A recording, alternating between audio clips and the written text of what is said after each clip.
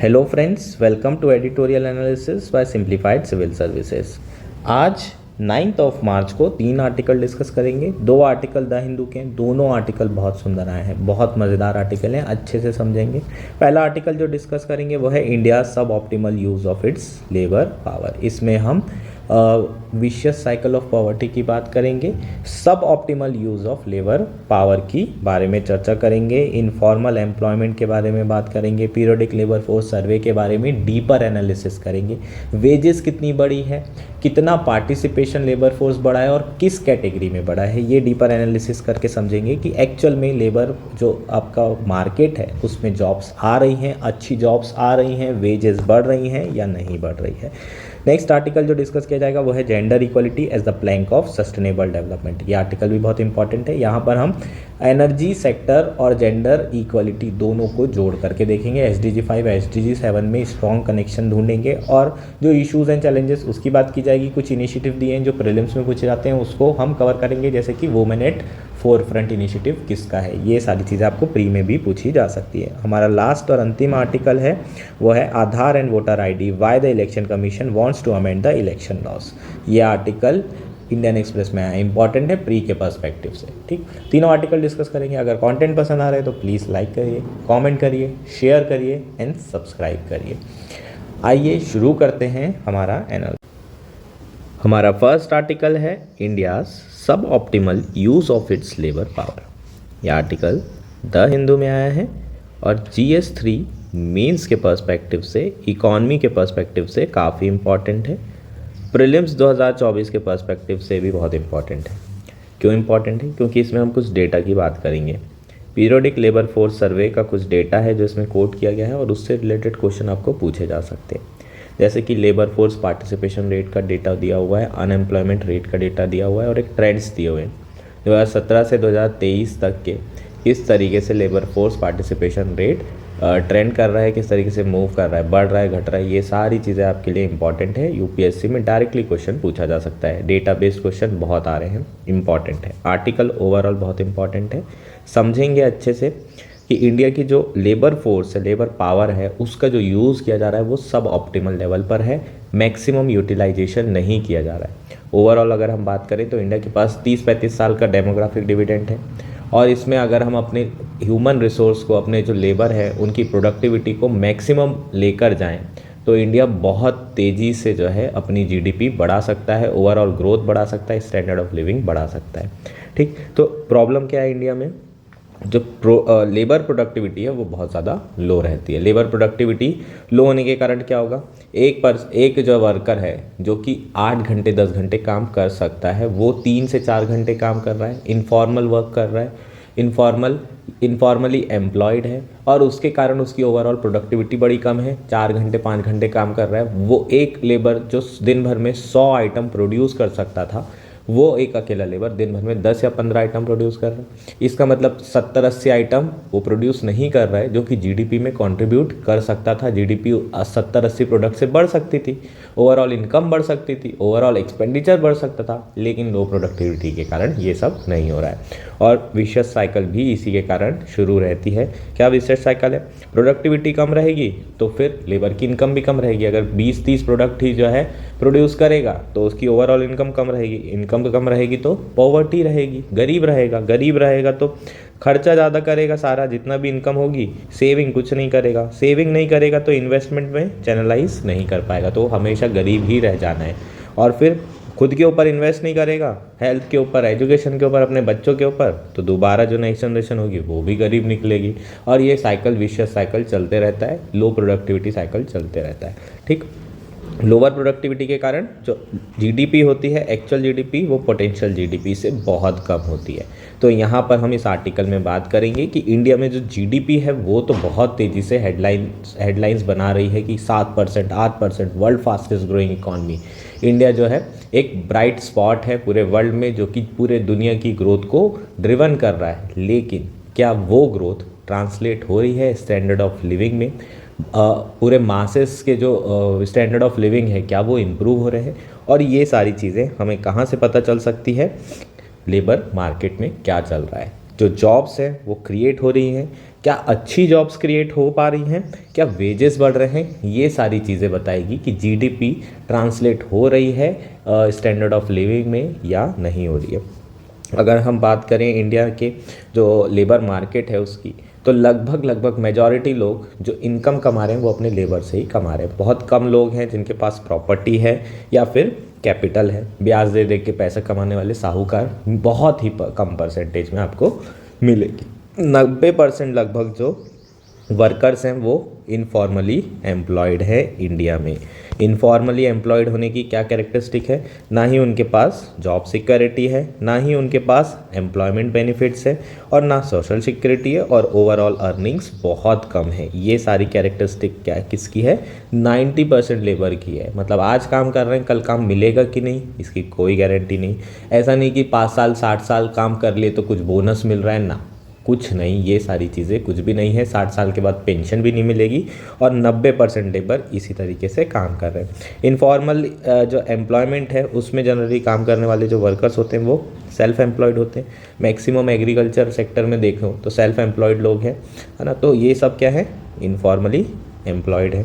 Casual labours, majority आपके जो informal employment रहता है वो कैजुअल लेबर्स को ही मिलता है ना। कैजुअल लेबर्स मतलब ये सारे बेनिफिट्स इनको भी नहीं मिलेंगे, हालांकि सैलरी ज़रूर मिलती है, लेकिन वो कॉन्ट्रैक्ट बेसिस पे काम करने वाले होते हैं, रेगुलर सैलरी वर्कर्स नहीं होते हैं। इसके अलावा कुछ ऐसे रेगुलर सैलरी क्लास भी होती है जो कि इनफॉर्मली एम्प्लॉयड होती है ना। कुछ ऐसे लोग रहते हैं जिनका 1 साल तक तो जॉब फिक्स है लेकिन आगे का नहीं है, ठीक। तो बहुत सारे रेगुलर सैलरीड वर्कर्स भी होते हैं जिनको ये सारे प्रोटेक्शन प्रोवाइड नहीं होते। तो ये हमारा इनफॉर्मल एम्प्लॉयमेंट से रिलेटेड चीज़ें हो जाएगी, ठीक। तो अब यहाँ पर हमें देखना है कि 90% तो इनफॉर्मली एम्प्लॉयड है, तो क्या चेंजेस आ रहे हैं, जो डेटा है वो क्या सजेस्ट कर रहा है कि इनफॉर्मल एम्प्लॉयमेंट बढ़ रहा है, कम हो रहा है, लेबर फोर्स पार्टिसिपेशन रेट बढ़ रहा है, कम हो रहा है, अनएम्प्लॉयमेंट रेट कम हो रहा है या बढ़ रहा है। तो रीसेंट जो डेटा आए हैं पीरियोडिक लेबर फोर्स सर्वे के, जो कि 2017-18 में इसकी शुरुआत हुई थी, है ना। पीरियोडिक लेबर फोर्स सर्वे के बारे में 10 बार मैं ऑलरेडी बता चुका हूँ। NSSO इसका सर्वे करता है, ministry of static and implementation programme, इसके अंदर ये जो है बेसिकली सर्वे किया जाता है। ये इसकी क्या है, नोडल मिनिस्ट्री हो जाएगी, है ना। और इसने किसको रिप्लेस किया है, national sample survey employment and unemployment को इसने इस पीरियोडिक लेबर फोर्स सर्वे ने किया है रिप्लेस। 2017-18 से लगातार जो है एनुअली अपने को डेटा मिल रहा है। उसमें जो लेबर फोर्स पार्टिसिपेशन रेट है वो स्टेडली इंक्रीज हो रहा है। ये लाइन आप लोग रट लीजिए, ठीक है। क्या रटना है, ये आपको लाइन रटना है कि labour force participation rate has gone up steadily to 58.35% in 21-22 starting at 52.33 इन 2017-18। ये लाइन आपको ना एज इट इज़ आ सकती है, बस परसेंटेज हटा दिया जाएगा। इस तरह के क्वेश्चन यूपीएससी में बहुत बार पूछे जा चुके हैं। स्टेडली इंक्रीज हो रहा है, स्टेडली डिक्रीज हो रहा है, ये लाइन बहुत इंपॉर्टेंट है इस बार के प्री के लिए, ठीक। तो लेबर फोर्स पार्टिसिपेशन रेट बढ़ रहा है, इसका मतलब ये बहुत अच्छी बात है। लेबर फोर्स अगर बढ़ रही है, ज़्यादा से ज़्यादा लोग लेबर मार्केट में आ रहे हैं, तो ज़्यादा लोग काम ढूंढ रहे हैं, और ज़्यादा लोग अगर काम ढूंढेंगे और काम करेंगे तो ज़्यादा से ज़्यादा जीडीपी बढ़ेगी। समझ में आया, तो ये बहुत अच्छी बात है। लेकिन जो ट्रेंड्स हैं वो कौन लीड कर रहा है, वुमेन्स इन रूरल एरिया, ये भी बहुत अच्छी बात है। Labour force participation of women बढ़ रहा है, इसका मतलब एक जेंडर जो अभी तक इग्नोर्ड था वो जेंडर भी अब क्या कर रहा है, लेबर फोर्स में एंटर कर रहा है। और अगर हाफ ऑफ द पॉपुलेशन जो कि अभी तक के एंटर नहीं की थी, अगर वो भी काम करने लगे तो जीडीपी ट्रिलियंस में बढ़ जाएगी। ऐसे कई डेटा हैं कि हाफ ऑफ द अगर लेबर फोर्स काम करने आ जाए, महिलाएं पूरी की पूरी काम करने आ जाएं, तो क्या होगा, जीडीपी ऑलमोस्ट ट्रिलियंस में बढ़ेगी, ट्रिलियंस में, ठीक। अगर डेटा की बात करें तो जो लेबर फोर्स पार्टिसिपेशन रेट है वो 34-35% के आसपास है ना। और जो मेल वर्कर्स का है वो 78% के आसपास है। तो यहाँ पर अगर हम देखें तो सॉरी, ये 37% के आसपास है। तो इसमें अगर हम डबल भी करते हैं तो वुमेन से डबल से भी ज़्यादा जो है मेल वर्कर्स जो है लेबर फोर्स में काम कर रहे हैं। इस तरह का क्वेश्चन भी पूछा जा सकता है। मैंने विजन में भी ये बताया था कि इस तरह का क्वेश्चन आपको आ सकता है। ओवरऑल अनएम्प्लॉयमेंट रेट की बात करोगे तो वो भी डिक्लाइन हुआ है। 6.2% 2017-18 में था, हाईएस्ट था, मतलब पिछले कुछ 20-25 सालों का अनएम्प्लॉयमेंट रेट 2017-18 में एकदम पीक पे पहुंच गया था। उसके बाद से ये रेट कम हो रहा है। ठीक है। यूथ के लिए अनएम्प्लॉयमेंट रेट सबसे हाईएस्ट है, अगर सारी कैटेगरी में बात करें तो सबसे ज़्यादा अनएम्प्लॉयमेंट रेट यूथ में है, और वो भी ओवरऑल जो है कम हुआ है। 2017-18 में 12% था और 8.5% है 2021-22 में। ठीक, तो ये हमारा क्या हो जाएगा, डेटा हो जाएगा। तो ओवरऑल हमने अनएम्प्लॉयमेंट जो रेट है उसमें डाउनवर्ड ट्रेंड देखने को मिल रहा है ना। तो स्टेडली तो नहीं लिखा है लेकिन डाउनवर्ड ज़रूर हो रहा है ईयर दर ईयर। तो क्या ये जो इम्प्रूवमेंट है लेबर फोर्स पार्टिसिपेशन रेट में, अनएम्प्लॉयमेंट रेट जो कम हो रहा है, ये जो डायनामिज्म है लेबर मार्केट में वो क्या बता रही है कि अच्छे जॉब्स क्रिएट हो रहे हैं, क्या वेजेस बढ़ रही है, इन सारी चीज़ों का अब हम डीपर एनालिसिस करेंगे। ठीक, डीपर एनालिसिस करने से हमें पता चलेगा कि एक्चुअल में हो क्या रहा है।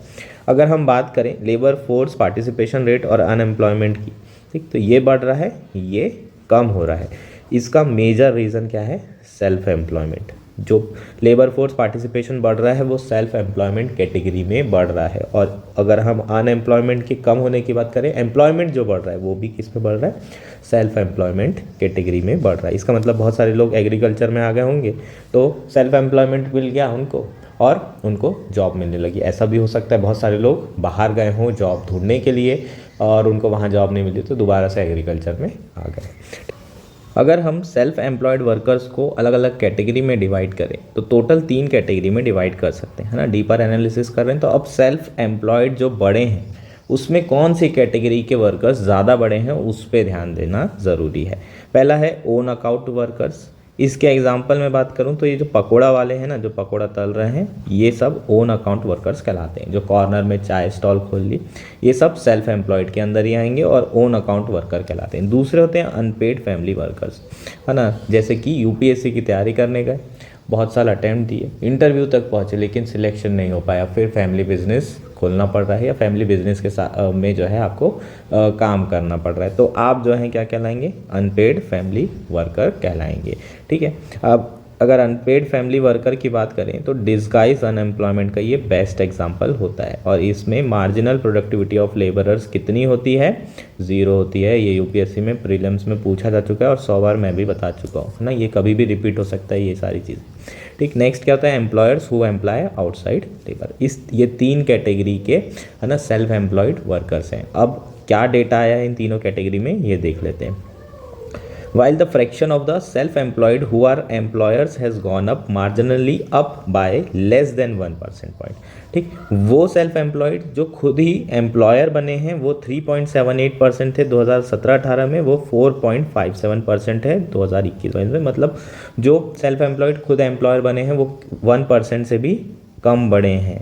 और अगर बल्क ऑफ ग्रोथ देखें सेल्फ एम्प्लॉयमेंट में तो वो कहाँ से आ रही है, अनपेड फैमिली वर्कर से आ रही है, जो कि इंक्रीज़ हुआ है 26% से 31% over the period of time. लगभग 5-5.5% के आसपास अनपेड फैमिली वर्कर्स में एम्प्लॉयमेंट पड़ा है। और ये यार अच्छी बात नहीं है, ये सब डिस्गाइज्ड अनएम्प्लॉयमेंट का एग्जाम्पल है। मार्जिनल प्रोडक्टिविटी ऑलमोस्ट सारे लेबरर्स की 0 होती है और जितनी भी इनकम पहले हो रही होगी उसी में डिस्ट्रीब्यूशन हो रहा होगा।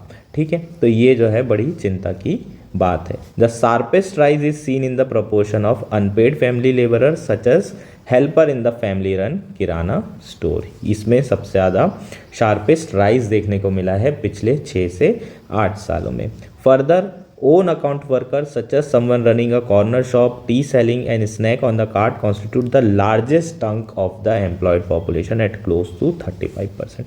जो own account worker हैं, चाय बेचने वाले, पकोड़ा बेचने वाले, है ना, ये चाय पकोड़ा वाले सबसे ज़्यादा परसेंटेज में ये लोग एम्प्लॉयड हैं। तो ये वेंडर्स जितने भी हो जाएंगे ये सब के सब, है ना, जिनके लिए स्वानिधि स्कीम चल रही है, याद है क्या, पीएम स्वानिधि, वर्किंग कैपिटल दी जा रही है, लोन दिया जा रहा है 10,000 20,000 समथिंग लाइक दैट। तो इसको पढ़ लीजिएगा, स्वानिधि आई नहीं है, इससे रिलेटेड क्वेश्चन आपको पूछा जा सकता है, कौन सी मिनिस्ट्री ने इसे चालू किया है, क्या पर्पस है, ऑब्जेक्टिव है। ठीक, तो अगर हम लार्जेस्ट चंक देखें एम्प्लॉयमेंट का तो कौन सी पॉपुलेशन है, ओन अकाउंट वर्कर्स, चाय और पकोड़ा वाली, सबसे ज़्यादा यही लोग एम्प्लॉयड हैं इसी कैटेगरी में।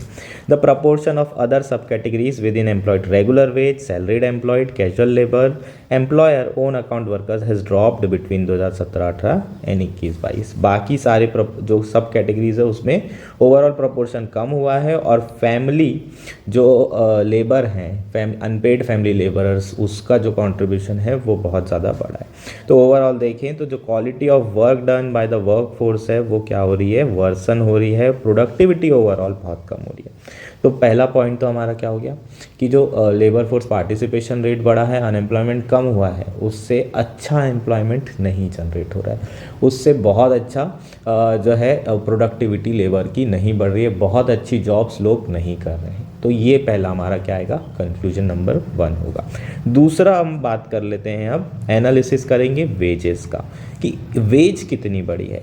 At the most aggregate level all India average real daily earning increase from by around 10 rupees between 2017-18 and 2021, about 4% increase.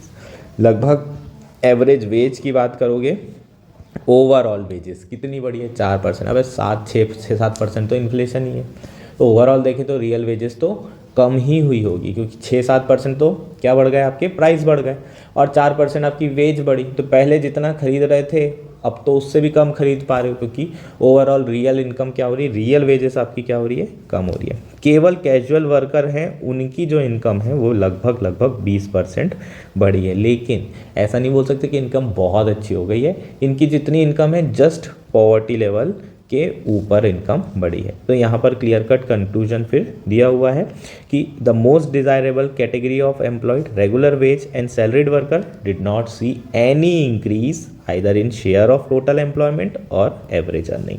तो सबसे डिजायरेबल कैटेगरी कौन सी होती है, जो सैलरीड वर्कर होते हैं, 9 से 5 जॉब कर रहे होते हैं, कॉर्पोरेट में जॉब कर रहे होते हैं, गवर्नमेंट सर्वेंट होते हैं। ये लोगों की अगर हम बात करें तो ऐसी जॉब्स भी नहीं बढ़ी है, प्रपोर्शन ऑफ एम्प्लॉयमेंट नहीं बढ़ा है, और दूसरा जो इनकी वेजेस हैं वो भी नहीं बढ़ी हैं। ठीक, जो top 20 of the salaried workers saw drop in their real daily veg. जो टॉप 20% ऑफ सैलरीड वर्कर हैं उनकी जो रियल वेज है इनफैक्ट वो कम हुई है। इसका मतलब इन्फ्लेशन ज़्यादा बढ़ा है इनकी इनकम से।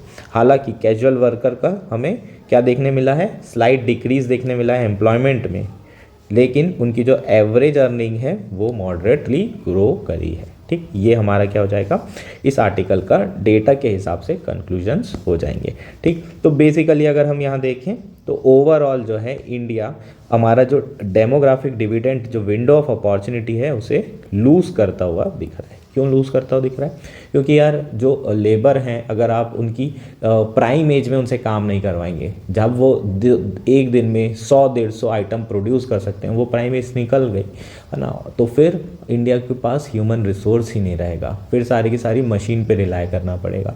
और ह्यूमन रिसोर्स अगर एक बार ये विंडो ऑफ अपॉर्चुनिटी निकल गई तो स्टैंडर्ड ऑफ लिविंग नहीं बढ़ेगी, और पॉवर्टी आने वाले समय में भी उतनी ही रह जानी है ना। फिर सरकार के भरोसे जो स्कीमें चल रही हैं उसी के भरोसे लोगों को खाना पीना, गरीब कल्याण योजना चलानी पड़ेगी, मनरेगा ज़िंदगी भर चलानी पड़ेगी। तो ये विंडो ऑफ अपॉर्चुनिटी अगर जो है हमें रीप करना है, इसको इसके बेनिफिट्स लेने हैं, तो हमें बेहतर है कि जॉब्स के ऊपर ध्यान देना होगा। सरकार को जो लेबर मार्केट है उसे फ्लेक्सिबल बनाने की ज़रूरत है, उसमें बहुत सारी रिजिडिटी है, लेबर रिफॉर्म करने की ज़रूरत है। इसके अलावा सेकेंड जनरेशन रिफॉर्म्स करने की बहुत ज़्यादा ज़रूरत है, ताकि ज़्यादा से ज़्यादा अच्छी जॉब्स क्रिएट हो, ऐसी जॉब क्रिएट हो जो कि फॉर्मल सेक्टर में रहे, जो कि ऑर्गेनाइज सेक्टर में हो, बाहर से ज़्यादा कैपिटल आए और यहाँ पर इंडस्ट्री लगे। ये सारे रिफॉर्म करने के लिए सरकार को सेकेंड जनरेशन रिफॉर्म्स करने की ज़रूरत है। ये हमारा कंक्लूजन हो जाएगा। ये सब लिखा नहीं है, ये सब मैं आपको एक्स्ट्रा चीज़ें बता रहा हूँ। ठीक, होपफुली ये आर्टिकल पूरे तरीके से आपको क्लियर हो गया है। डेटा यार आपके लिए इंपॉर्टेंट है, उसे आप नोट डाउन कर सकते हैं। नेक्स्ट आर्टिकल है gender equality as the plank of sustainable development. ये आर्टिकल द हिंदू में आया है। GS1 मीन्स के पर्सपेक्टिव से, वुमेन एम्पावरमेंट से रिलेटेड ये आर्टिकल है। ऐसे के पर्सपेक्टिव से भी इक्वली इंपॉर्टेंट है। प्रीलिम्स के पर्सपेक्टिव से देखें तो हम 2 इनिशिएटिव के बारे में बात करेंगे, women at the forefront and entice. ये दोनों इनिशिएटिव का जिक्र किया गया है इस आर्टिकल में। दोनों के बारे में डिटेल में समझेंगे तो अपना प्रीलिम्स और मेंस दोनों एस्पेक्ट कवर हो जाएगा। इस आर्टिकल में एक बहुत बेहतरीन लाइन लिखी हुई थी और मुझे ऐसा लगता है कि इसके ऊपर आपको मेंस में भी क्वेश्चन आ सकता है और आपको ऐसे भी आ सकता है। क्या क्वेश्चन पूछा जा सकता है? Gender equality is not just a matter of social justice, it is a pre requisite for sustainable development. इसके ऊपर आप 15 नंबर का एक आंसर लिख सकते हैं। दूसरा, आप इसके ऊपर पूरा का पूरा ऐसे लिख सकते हैं। और अगर आप इस बार यूपीएससी नहीं दे रहे हैं, है ना, और आप एस्पिरेंट हैं, तो प्लीज़ आप ये ट्राई करिए मेंस का आंसर लिखने का और ऐसे लिखने का।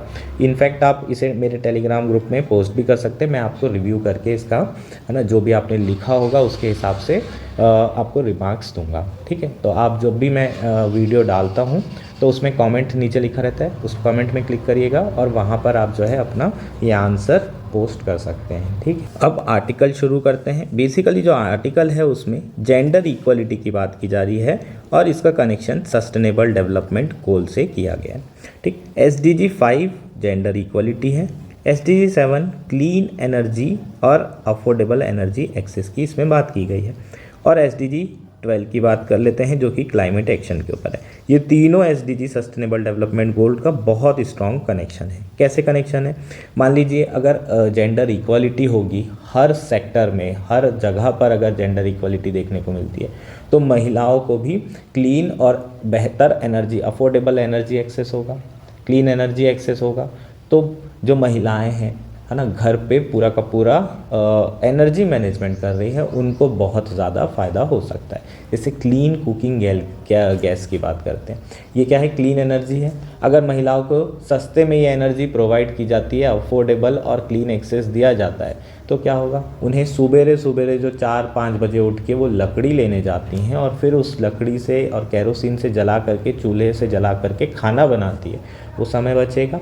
और जो आते जाते समय में कई बार जो है हरासमेंट हो रहा है, उनका सेक्सुअली हरास किया जा रहा है, वो सारी चीज़ों से भी बचेंगे। तो महिलाओं का एम्पावरमेंट कहीं ना कहीं हो रहा है अगर हम जेंडर इक्वलिटी एनर्जी सेक्टर में अचीव करते हैं। तो बहुत इंपॉर्टेंट ये कनेक्शन है, जनरली ओवरलुक्ड होता है। हम लोग जनरली एनर्जी सेक्टर में महिलाओं के एम्पावरमेंट की, जेंडर इक्वलिटी की बात नहीं करते हैं, लेकिन ये बहुत इंपॉर्टेंट है और इस आर्टिकल में हम यही सारी चीज़ों पे चर्चा करेंगे। दो ऐसी इश्यूज़ हैं इसमें, जैसे कि जो जेंडर इक्वलिटी एनर्जी एक्सेस में वो प्रॉपर अभी देखने को नहीं मिलती, और दूसरा एनर्जी सेक्टर में जो महिलाओं का परसेंटेज है जॉब्स में, वो भी हमें बहुत कम देखने के लिए मिलता है। ये दोनों इश्यूज़ हैं और इससे रिलेटेड ये जो चैलेंजेस हैं, इससे रिलेटेड सॉल्यूशन के बारे में चर्चा की जाएगी।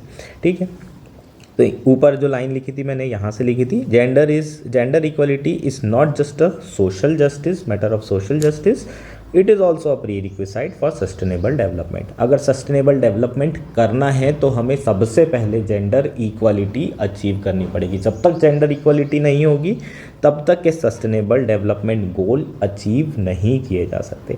महिलाएं बहुत क्रूशल रोल अदा करती हैं इन एनर्जी एक्सेस प्रोडक्शन करने में और उसका कंजम्पशन करने में। उसके बावजूद भी उनका अगर आप पार्टिसिपेशन देखेंगे एनर्जी सेक्टर में, डिसीजन मेकिंग में, तो बहुत ज़्यादा बैरियर हैं, बहुत लिमिटेड पार्टिसिपेशन देखने को मिलता है। तो इससे ओवरऑल इंडिविजुअल अपॉर्चुनिटी तो हैम्पर होती है महिलाओं की कि उन्हें जॉब नहीं दिए जा रहे हैं, ये तो होता ही है। इसके अलावा इकोनॉमिक ग्रोथ में बहुत एडवर्स इम्पैक्ट पड़ेंगे और ओवरऑल एनवायरमेंटल सस्टेनेबिलिटी पे बहुत ज़्यादा इम्पैक्ट पड़ते हैं। तो हमारा जो फर्स्ट चैलेंज है वो क्या है? Gender equality in energy access. ये है नहीं, जेंडर इक्वलिटी एनर्जी एक्सेस में देखने को नहीं मिलता है। पूरे पार्ट्स कहीं ना कहीं आप पूरे दुनिया में देखें तो महिलाएं जो है प्राइमरी बियरर होती हैं, रिस्पॉन्सिबिलिटी होती है इनकी हाउस होल्ड एनर्जी मैनेजमेंट की। हाउस होल्ड एनर्जी मैनेजमेंट में क्या क्या आएगा? कुकिंग आ जाएगा, लाइटनिंग आ जाएगा और हीटिंग आ जाएगा। गर्म पानी करके देना किसकी जिम्मेदारी? मम्मी की। खाना बनाता कौन है? मम्मी बनाती है। घर में लाइट है कि नहीं है वो सब ध्यान कौन रखता है? मम्मी रखती है। अगर मान लीजिए क्लीन एनर्जी नहीं है, बिजली नहीं है, तो क्या होगा? बाहर से आपको लकड़ियाँ लानी पड़ेगी, कैरोसिन से लकड़ियाँ जलानी पड़ेगी और ये लकड़ी जला करके लाइटिंग होगी, हीटिंग होगी, गर्म पानी किया जाएगा और कुकिंग भी होगी। जब महिलाएं ये सारी रिस्पॉन्सिबिलिटी उठाती हैं तो बहुत ज़्यादा जो है उनको पॉल्यूशन फेस करना पड़ता है। इंडोर पॉल्यूशन एकदम हाईएस्ट लेवल पर होता है। और अगर आप देखें एयर पॉल्यूशन से जो डेथ हो रही है ना, 3.2 मिलियन के आसपास प्रीमेच्योर डेथ हो रही है WHO के डेटा के हिसाब से। इसमें जो 60% 3.2 डेटा में 60% जो लोग हैं वो महिलाएं और बच्चे हैं। डिसप्रोपोर्शनेटली उनकी डेथ हो रही है। ऐसा क्यों? क्योंकि जनरली बच्चों को अपने साथ में रखती हैं, छोटे बच्चे होते हैं उनको भी ध्यान रखना पड़ता है माँ को, और उसके अलावा ये सारी एक्टिविटीज़ भी करनी पड़ती है। उससे जो धुआं आता है डायरेक्टली उनके अंदर जाता है, उसके कारण बहुत ज़्यादा जो है बीमारियां होने की, हेल्थ रिस्क होने की संभावनाएं बहुत होती हैं। ठीक, तो सबसे बड़ा जो इशू है वो महिलाओं के साथ है कि उन्हें क्लीन एनर्जी एक्सेस नहीं हो रहा है। और इनफैक्ट अगर हम बात करें तो ऐसी कई रिसर्च आई है पूरे ऑल ओवर द वर्ल्ड में कि महिलाएं होती हैं उनको एनर्जी इंफ्रास्ट्रक्चर सबसे आखिरी में मिलता है। बताओ, 70 साल हो गए, इंडिया में 75 साल, तब जाके प्रधानमंत्री उज्ज्वला योजना, एलपीजी सिलेंडर बांटे जा रहे हैं। लेकिन इसके पहले सोचा क्या? नहीं सोचा। क्यों नहीं सोचे? क्योंकि पहले तो बिजली देनी थी सबको। बिजली देने के लिए जो है किसको ज़्यादा प्राथमिकता दे रहे थे? इंडस्ट्री को। इंडस्ट्री को बिजली मिली, सबसे आखिरी में नंबर किसका आता है? हमारी माताओं का आता है, वुमेन्स का आता है, क्योंकि उन्हें कोई ध्यान ही नहीं देता है, उनकी रिक्वायरमेंट्स के बारे में कोई सोचता ही नहीं है। तो ये हम लोगों को बहुत ज़्यादा देखने को मिलता है। तो जेंडर इक्वलिटी एनर्जी एक्सेस में बहुत ज़्यादा ज़रूरी एस्पेक्ट है। अगर ये नहीं होगा तो पॉवर्टी तो बढ़ेगी ही, एनर्जी पॉवर्टी भी होगी और हेल्थ रिस्क भी बहुत ज़्यादा बढ़ेगी। माँ के साथ साथ बच्चे को भी नुकसान होगा, जो कि है ना, माँ की अगर चिंता नहीं है, वुमेन्स की चिंता नहीं है, तो लेकिन बच्चों की तो होना चाहिए, क्योंकि वही आगे चल के आपका भविष्य बनेंगे। दूसरा जो इशू है वो है जॉब्स इन एनर्जी सेक्टर। इसमें जो महिलाओं का परसेंटेज है वो बहुत कम होता है। केवल 32% फुल टाइम एम्प्लॉयज़ जो है रिन्यूएबल एनर्जी सेक्टर में महिलाएं रिप्रेजेंट कर रही हैं। ओवरऑल एनर्जी सेक्टर में केवल 22% है। और अगर आप वर्ल्ड एवरेज की बात करें तो 48% वुमेन वर्कर हैं ग्लोबली जो कि एनर्जी सेक्टर में काम कर रही हैं। तो इंडिया में बहुत बुरा हालत है। जॉब, अगर आप एनर्जी सेक्टर में जॉब की बात करें तो महिलाओं को जॉब्स बिल्कुल भी नहीं है। अगर महिलाएं इतनी इम्पॉर्टेंट है एनर्जी सेक्टर में, अगर उनको एक्सेस नहीं दिया जा रहा है, जॉब्स में उन्हें एक्सेस नहीं दिया जा रहा है, तो डिसीजन मेकिंग में एक्सेस नहीं मिल रहा है, उन्हें पार्टिसिपेशन ही नहीं हो रहा है, और सबसे ज़्यादा रिस्पॉन्सिबिलिटी उनके ऊपर है, लेकिन डिसीजन मेकिंग वो नहीं कर रही हैं। तो ये तो बहुत गलत चीज़ है और ये बहुत बड़ा इशू है इंडिया में भी और पूरे वर्ल्ड में भी। तो यहाँ पर भी हमें जेंडर डिस्पैरिटी देखने को मिलती है। ठीक, केवल 10% महिलाएं हैं जो कि technical post in energy sector hold कर रही है according to international energy agency. ठीक, ये जो जेंडर डिस्पैरिटी है ये किससे फ्यूल हो रही है? ऑब्वियसली एजुकेशनल एक्सेस नहीं है। इंजीनियरिंग फील्ड में, इलेक्ट्रिकल इंजीनियरिंग फील्ड में एनर्जी से रिलेटेड जो एजुकेशन है वो महिलाओं को नहीं मिल रहा, टेक्निकल एजुकेशन महिलाओं को नहीं मिल रहा। इसके कारण जो अपॉर्चुनिटीज़ हैं, जो टेक्निकल स्किल वो क्या कर सकते हैं, गेन कर सकते हैं, वो उन्हें नहीं मिल रही है। और इसी के कारण हमें इनइक्विटेबल क्या देखने को मिल रहा है? रिप्रेजेंटेशन देखने को मिल रहा है एनर्जी सेक्टर रिलेटेड जॉब्स में। तो ये दो इश्यूज हमें देखने को मिलते हैं। एनर्जी डिस्पैरिटी, जेंडर डिस्पैरिटी बहुत ज़्यादा है एनर्जी रिलेटेड सेक्टर में, जॉब्स में भी और ओवरऑल कंजम्पशन में भी और प्रोडक्शन में भी, दोनों में महिलाएं जो है काफ़ी पीछे। अब सॉल्यूशंस क्या हो सकते हैं? तो यार सॉल्यूशन तो एकदम ही यहाँ पर सुपरफिशियल लिखे हुए हैं, जो हमेशा रहते हैं कि भाई जो महिलाओं के टुवर्ड्स परसेप्शन है कि वो टेक्निकल जॉब अच्छा नहीं कर सकती, सबसे पहले तो इसको बदलना पड़ेगा। और एक कोऑर्डिनेटेड एफर्ट की ज़रूरत है, कॉन्सर्टेड एफर्ट की ज़रूरत है। कॉन्सर्टेड एफर्ट लिखा है मतलब कोऑर्डिनेशन की बात की जा रही है कि महिलाओं को जो मेन स्ट्रीम में लाने की ज़रूरत है। सबसे पहले तो जो जेंडर है वो एनर्जी पॉलिसी में मेन स्ट्रीम में आना चाहिए, है ना। जब भी एनर्जी पॉलिसी बने उसमें महिलाओं को सेंटर स्टेज में रखिए, नेशनल लेवल पर, इंटरनेशनल लेवल पर और लोकल लेवल पर। इसके अलावा government, non state actor, international institution और फिलेंथ्रोपिक ऑर्गेनाइजेशन, ये सब लोग भी क्रिटिकल एनवायरनमेंट क्या बना सकते हैं? डेवलप, क्रिटिकल रोल अदा कर सकते हैं और एक एनेबलिंग एनवायरनमेंट बना सकते हैं, इनोवेटिव सॉल्यूशंस दे सकते हैं और ट्रांसफॉर्मेटिव प्लेटफॉर्म भी बना सकते हैं महिलाओं के लिए, जिसके through access to clean energy बढ़ाया जा सके और ऐसे सॉल्यूशन प्रमोट किए जा सकें जिसके थ्रू महिलाओं का मीनिंगफुल पार्टिसिपेशन बढ़ जाए। किस सेक्टर में? एनर्जी सेक्टर में। तो ये सुपरफिशियल कुछ सॉल्यूशन, ये लाइनें हैं, आप लिख सकते हैं हर इसमें ये सारी चीज़ें। आप कोई भी आप लिख रहे हो आंसर, उसमें कोऑर्डिनेटेड एफर्ट, कॉन्सर्टेड एफर्ट और सारे लोगों का, स्टेक होल्डर्स का नाम लिख दो इन सबके, है ना। ये सारे स्टेक होल्डर मिलके काम करेंगे तो मीनिंगफुल एफर्ट, मीनिंगफुल पार्टिसिपेशन इनका बढ़ जाएगा, चाहे वो वुमेन है, बच्चे हैं, मैन है, ये सारी चीज़ें, है ना। ये सब में ये लाइनें छाप सकते हैं, एकदम कॉमन लाइन होती है। ठीक, अब इनिशिएटिव्स दिए हुए हैं कुछ यहाँ पर इनिशिएटिव्स क्या क्या दिए हैं, women at forefront program and energy transition innovation challenge एंटाइज। इस तरह के कुछ फोरम हैं जो महिलाओं को आगे बढ़ा रहे हैं, उन्हें एंटरप्रेन्योरल स्किल्स प्रोवाइड कर रहे हैं एनर्जी सेक्टर में। तो ये बेसिकली इनिशिएटिव के बारे में अभी प्री पर्सपेक्टिव से आगे बात करेंगे। इसको आप अपने आंसर में लिख सकते हैं, इसे आप कोट कर सकते हैं कि ये इनिशिएटिव्स महिलाओं को आगे फोरफ्रंट कर रहे हैं और एनर्जी सेक्टर में जॉब्स में उनको आगे बढ़ा रहे हैं।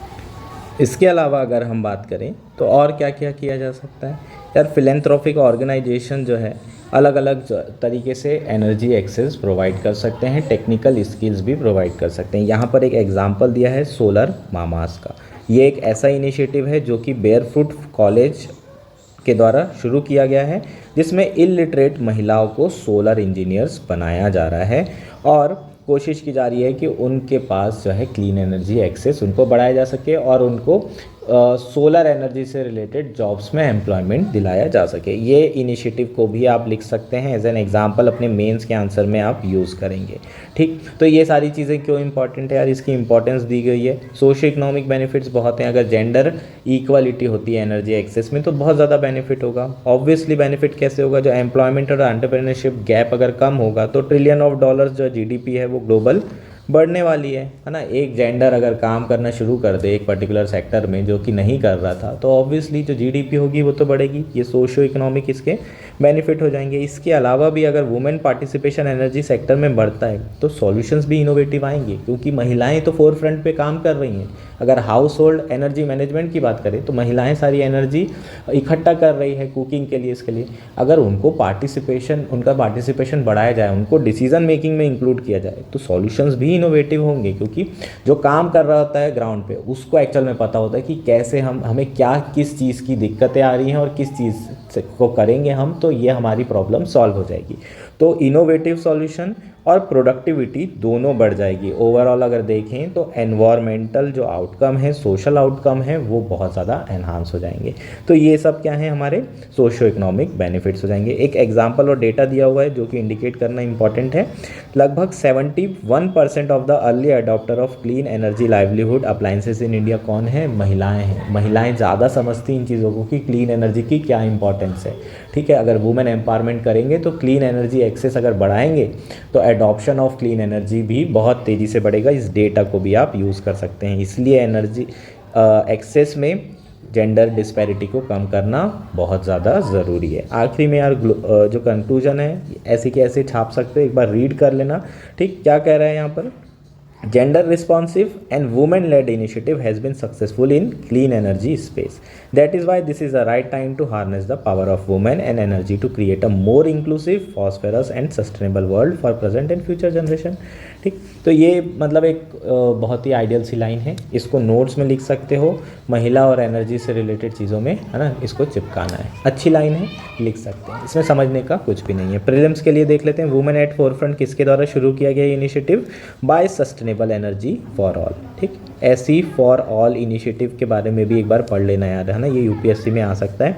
तो सस्टेनेबल एनर्जी फॉर ऑल के द्वारा ये इनिशिएटिव क्या किया गया है, शुरू किया गया है। इसका एम क्या है, to expand professional and leadership opportunity for women energy sector. ठीक, तो महिलाओं के लिए एनर्जी सेक्टर में प्रोफेशनल और लीडरशिप अपॉर्चुनिटी को एक्सपांड करने के लिए ये जो इनिशिएटिव है शुरू किया गया है। ऐसा ही इनिशिएटिव एक एसोचैम के द्वारा भी शुरू किया गया है रिसेंटली, जिसमें महिलाओं को आगे बढ़ाया जा रहा है, महिलाओं को एनर्जी सेक्टर में बेसिकली जॉब देने की कोशिश की जा रही है। नेक्स्ट क्या है, एंटाइस इनिशिएटिव की बात की गई थी। It is a initiative powered by global energy alliance for people and planet. ठीक, ये आपको ध्यान रखना है।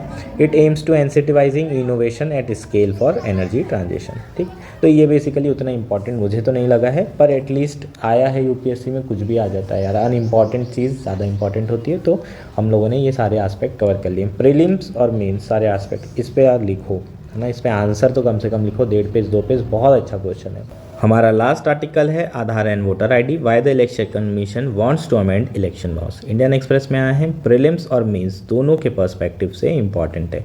आधार और वोटर आईडी के सीडिंग की बात की जा रही है। Is it mandatory, is it not mandatory और वॉलेंट्री, ये सारी चीज़ें आपको पता होना चाहिए। 2015 में आधार के ऊपर केस लगा था, सुप्रीम कोर्ट ने 2017-18 में वर्डिक्ट दी थी, उसके ऊपर प्रीलिम्स में ऑलरेडी क्वेश्चन आ चुका है। यहाँ पर क्या हो रहा है ये देख लेते हैं। बेसिकली जो इलेक्शन कमीशन ऑफ इंडिया है वो सेंट्रल गवर्नमेंट को अप्रोच किया है और उन्होंने प्रपोज किए अमेंडमेंट आरपीए एक्ट में 1950, रिप्रेजेंटेशन ऑफ पीपल एक्ट 1950 में कुछ अमेंडमेंट्स करने की बात कर रहा है इलेक्शन कमीशन। वो कह रहा है कि जो वोटर एनरोलमेंट फॉर्म है उसमें कुछ प्रोविजंस को डिलीट करना चाहिए। क्या प्रोविजन को डिलीट करना चाहिए? Which compels a voter to provide reason for her decision to not to seed her Aadhaar number with the voter ID. ठीक, जो कि फोर्स, एक प्रोविजन है जो कि फोर्स कर रहा है। ये पूछ रहा है कि बताइए कि क्या रीज़न है कि आप अपना वोटर आईडी और आधार को सीट नहीं करा रहे हैं, दोनों को लिंक नहीं कर रहे हैं, उसके रीज़न बताइए। कंपेल कर रहा है लोगों को, इस प्रोविज़न को इलेक्शन कमीशन डिलीट करने के लिए कह रहा है।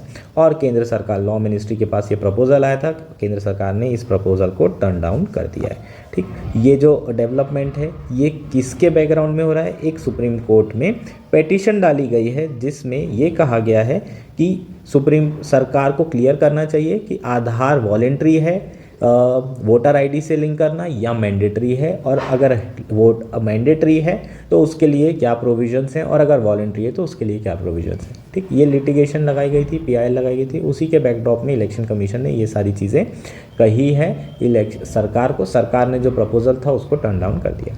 अब पहला क्वेश्चन क्या है? When did the ECI decide to link Aadhaar with voter ID? 2015 में सबसे पहले ये डिसाइड किया था। उस समय इलेक्शन कमिश्नर कौन थे?